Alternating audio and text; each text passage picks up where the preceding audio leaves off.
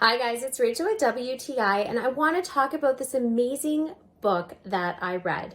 This is by John Stamos. It is his memoir, and it's called If You Would Have Told Me. So this is the paperback copy. It is a hardcover. It does have the paper over top of it. I absolutely love how he laid this book out. I love when you open it up and you can see all these different sayings all about him throughout his life.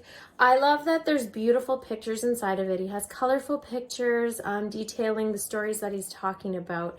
So this goes from John Stamos from when he grew up, and it has when he was literally flipping burgers in his dad's restaurant to starting at General Hospital. He was still working fast food while he was doing that, to talking about shows we know him from Full House, from his marriages, his ups and his downs, his failures and accomplishments. I really love true stories.